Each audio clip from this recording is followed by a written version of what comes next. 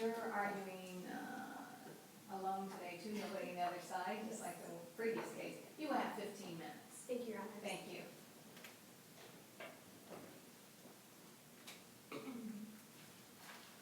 Good morning, Your Honors. May it please the court. My name is Charlene Boland, and I represent Ramous. Your Honors, the issue in this case is whether the juvenile court abused its discretion in determining that 15-year-old Ramous was not amenable to treatment in the juvenile court. I know you all have had an opportunity to review the briefs, and I detailed the factors in the brief about why the factors in favor of transfer do not outweigh those against transfer and why this child should have been retained. Today, I'd just like to talk about 3 specific points, and of course answer any questions that you might have about any other parts of the brief or the argument. First of all, Your Honor, I know the state in their response cited State v. Watson, which is a case from 1989 from the Ohio Supreme Court. And I know that case is often cited because while seriousness of the offense is not specifically an enumerated factor in 2152-12, in that case the Supreme Court said it is appropriate to consider the seriousness of the offense. And so while I'm not disagreeing with the Supreme Court's decision on that count, the seriousness of the offense in this case is not a determinative factor. It is but one factor to be considered. And so make no mistake, Your Honors, this was a serious offense. One young man lost his life and another was seriously injured. But even considering that charge of murder and the fact that a gun was used in this case, the General Assembly didn't place this type of charge with this aged client in the mandatory transfer realm. It's not a category that counts for mandatory transfer. 15-year-olds for the General Assembly was significant. They did not place it in a mandatory transfer. They made a discretionary transfer. And so while the harm is something to be considered, it is in itself not determinative because the General Assembly has decided that it isn't determinative. And what is it in the record that you believe indicates that the court considered it mandatory as opposed to discretionary? Your Honor, I don't believe the court thought that this was a mandatory transfer. Just that the court abused its discretion, correct. I believe that more weight than was appropriate was placed on the offense in this case and the fact that a gun was used. And so when we look at all the factors together, that is why I believe that there was an abuse of discretion in transferring this particular child, given the nature of the case and his history. The ultimate question that we are looking at in these discretionary transfer cases is whether the child is amenable to rehabilitation in the juvenile court system while also protecting the community safety. And so the child's background and the history of the child is absolutely critical when determining whether or not the child is amenable. And they also help us to understand the factors. So in the juvenile court's decision, as noted on the juvenile court's order transferring the case, the court listed factors that it believed outweighed the factors for retention. And significantly, the juvenile court focused on that this act was alleged to have occurred as part of gang activity, and also that Ramous has had prior court involvement and had been through numerous counseling opportunities. And so I think that the background of this child and what he has been through is really important because it helps us to understand what those factors mean. And so in 1989, when Watson was decided, it was a different day in juvenile court. Children could be legally executed in this country. We've always known that children were different, but in 1989, we didn't have the brain science research that we have today to show physically why they don't make decisions the same way that adults do. And so in this case, when you look at Ramous, who's a 15-year-old child with a 48 IQ, he was not able to read. He's had a series of traumatic events in his life. Let me ask you about that, because Yes, there was with the IQ. There was such a difference with the different IQ tests over the years. I'm not sure, I don't remember how hard they were, for instance. Because one started out like I think at 85, then it went down to like 78, and then the next thing you know it was 48. How many years apart were they? Your Honor, if I'm remembering correctly, I believe the first one was in the low elementary years, like maybe kindergarten, first, second grade. So it very early on in Ramous's life. I think what the evaluator explained is that when you're looking at IQ levels, they change over time because it's really a quotient, it's a number. It doesn't necessarily explain all functioning in all capacities. So while Ramos's number is 48, that really has to do with his very limited abilities in processing and cognitive ability, in being able to really think through this is the step and this is the consequence. The court So said, are you saying it's not really, I'm sorry, I'm trying to understand this, yes, Your Honor, because that seems so significant to me. it is significant, Your Honor. So are you saying it's not a traditional IQ evaluation? Your Honor, it's a traditional IQ evaluation when we think about processing for that intellectual ability. The way that I read the evaluation and the way that I believe Dr. Webb explained it is that there are some protective factors, and I think that that's why he was placed in the low functioning. It wasn't I guess on the very low end of low functioning. It was definitely low functioning. He had some serious disabilities, but he did have some protective factors that maybe some other folks might not have. But what Dr. Webb focused on was his ability to not be able to make decisions in the same way that other children his age might be able to make decisions. And that was contributed to by his inability to read, his inability to really be able to do that cognitive processing, his severe anxiety, the post-traumatic stress that he experienced after the death of his grandfather and the close family friend that he considered to be in a father-type role. All of those things contributed to what we have when he was a 15-year-old. We have a child who is desperately searching for somewhere to fit in. He does not see himself as possessing really any abilities in the world. And so that goes really back to what we're talking about with these factors is the court found that there was this gang activity. I don't think anybody would say that this child was the leader of the gang. And so when you look at his history, when you look at these factors, he exhibits a lot of the factors for why children join gangs in the first place. Seeking attention, looking to fit in, looking to belong, looking to be a part of something to fill that void that Ramous had in his life. And so even Detective Chris, who I believe was the gang expert, said, you know, the other folks who were 7, 10, and 11 years older than Ramous who were involved in this incident, they were known to be part of this gang.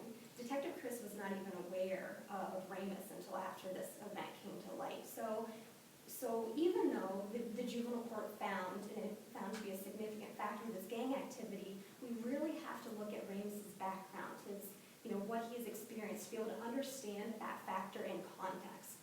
Ramous was not a leader of a gang. I don't believe there was any evidence to show that Ramous was like a high-ranked person in this gang. He's a 15-year-old kid searching for some identity. And when you look at his inability to read, he had severe anxiety about school. Even as a young child, a 5- and 6-year-old, getting ready to take tests, hands were shaking because of that anxiety.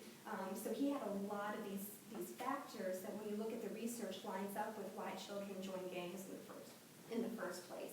And so I think it's important to understand his background to be able to really put these factors in context. And another factor that the juvenile court, excuse me, No, I can appreciate that.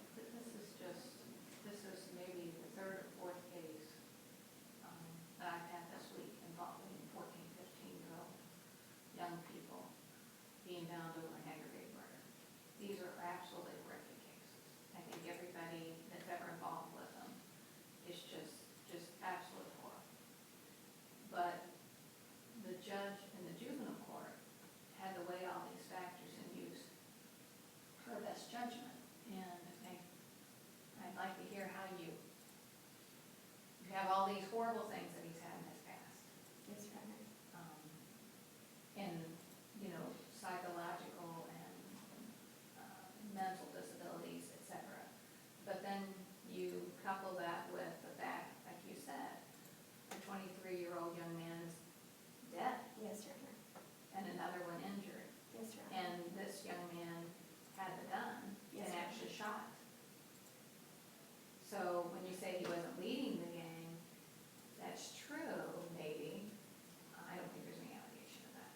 But the judge had to weigh that and say, but he nonetheless was a part of that gang, and even so much a part of the gang that he was actually using a weapon and actually fired the weapon.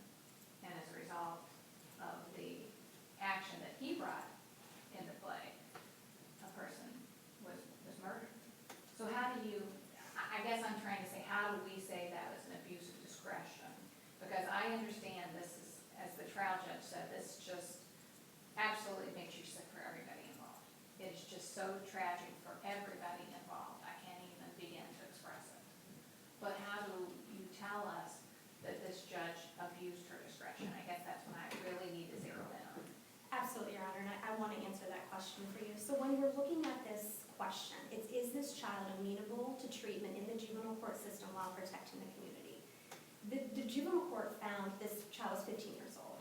He had a low IQ, was low functioning, he had multiple mental health disorders, and he was not physically, emotionally, or psychologically mature enough to be transferred. Well, as a matter of fact, the court psychologist said that. Exactly.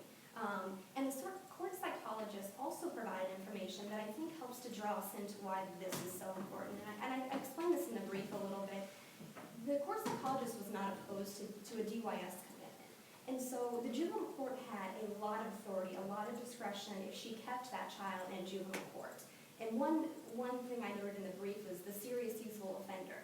And so if we find that this child, that there is some degree that this child is amenable to treatment, and I think that that is demonstrated by the fact that the court psychologist said that DYS, he was not opposed to a DYS commitment because it could provide services that the child could take advantage of while also protecting the community.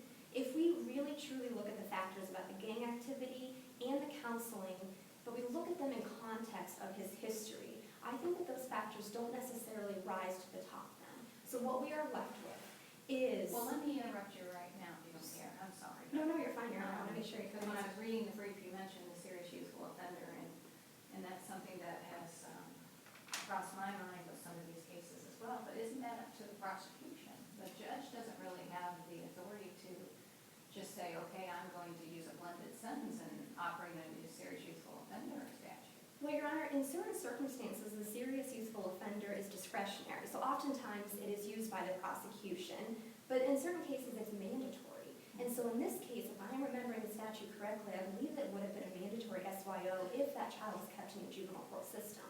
So, as I was saying... But wouldn't the prosecutor still have to pursue that? I don't believe so, Your Honor. I think if it's mandatory, I think that the juvenile court can say this is part of my dispositional authority. And so, because that is an option for this child, so we think that this child is amenable. And I think that, when we look at the court thinking that this child is not mature enough for transfer, coupled with the evaluator's belief that this child could do well in DYS, provide him the opportunity of DYS. If he does not take advantage of it, his SYO is invoked and he goes to prison for whatever amount of time the juvenile court elects to send him to prison. But that is necessarily has to be a part of the calculation. I provided the court did take into consideration his prior treatment. Yes, Your And Honor. it was extensive in Well- the juvenile system that did not appear to work. Well, Your Honor, and I would respectfully have to disagree. It was extensive. I would definitely agree with you on that. But when we look at this child who has suffered instability throughout his entire life, chaos, and then when you look at his treatment history, he's got 8 counseling providers in 4 years. For a child who has suffered instability, that is more instability coupled on top of it. And so I think, again, that's why we really have to look at his background and his history to understand the context of that factor. So while the juvenile court found, yes, we've tried multiple services, but when you think about it through the lens of his history, well, would 8 services in 4 years for a child whose life has been marked by chaos and instability, it tends to lend why that might not have been successful. Instead, a more intensive, long-term treatment option like DYS, which at age 15 would be a 6-year commitment to DYS up until the age of 21, not including the serious youthful offender.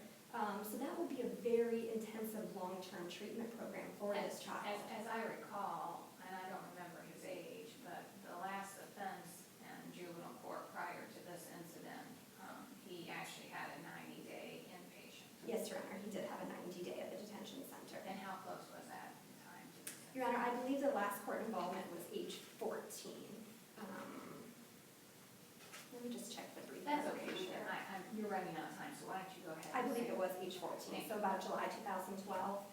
So again, 90 days when you're talking about a child, 8 different treatment providers, 90 days does not seem like that long a period of time.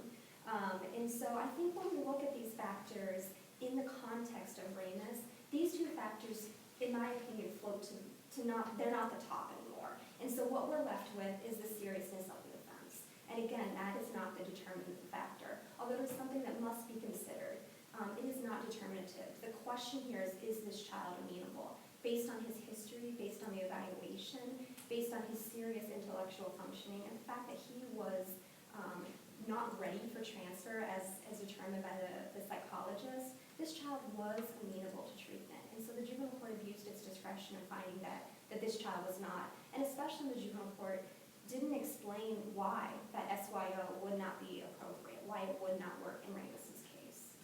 Thank you, counsel. Thank you. Thank you for your